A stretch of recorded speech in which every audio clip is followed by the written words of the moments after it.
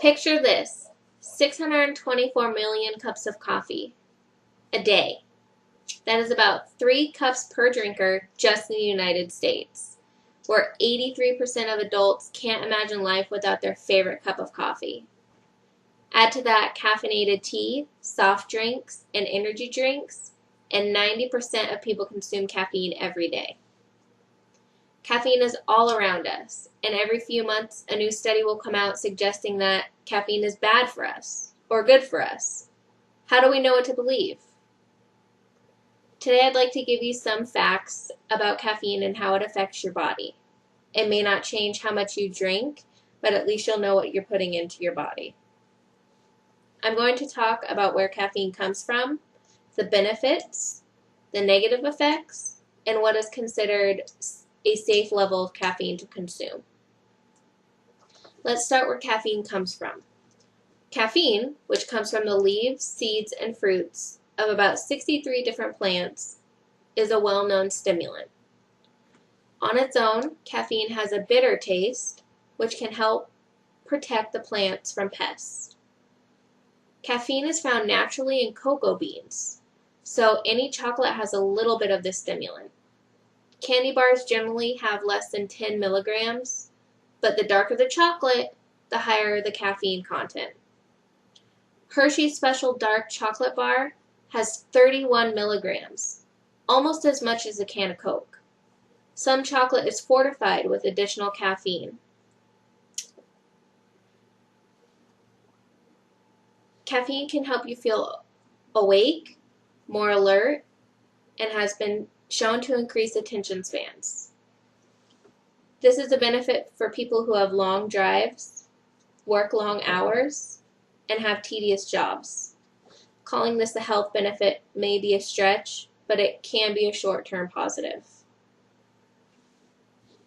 Caffeine also contains antioxidants, which have been shown to have cancer-preventive qualities.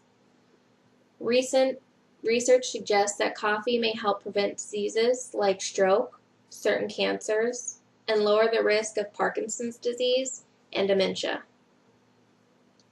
This is partly because caffeine comes from seeds, and like all seeds, they're loaded with protective compounds. The negative effects of caffeine are mostly dependent on how much you consume. When consumed in small quantities, like when you have 1 cup of coffee or a can of soda, the caffeine can cause your heart rate to increase. You urinate more, which can cause dehydration, and your digestive system produces more acid, which can cause heartburn. In larger amounts, caffeine can cause you to have headaches, feel restless or nervous, cause a lack of sleep, and even, in very large quantities, cause hallucinations. When larger amounts of caffeine are used over longer periods of time, you can develop sleeping problems, get depressed, and have digestive issues. It is also possible to become somewhat addicted to caffeine. It can cause you to crave your regular cup of morning coffee or your afternoon energy drink. It is also possible to experience withdrawal symptoms when you go without your caffeine fix. Having caffeine in your diet has yet to be proven neither good nor bad.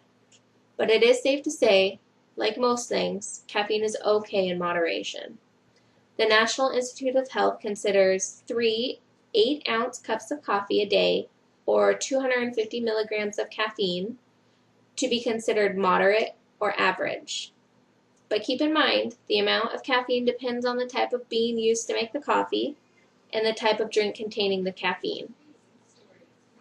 Effects of caffeine on your body will depend on your weight, general health, and sensitivity to caffeine. You can see that caffeine can have both positive and negative effects on our health. But the bottom line is that if you consume caffeine in moderation, you don't need to worry about the effects too much. So next time you pour that second or third cup of coffee, enjoy it.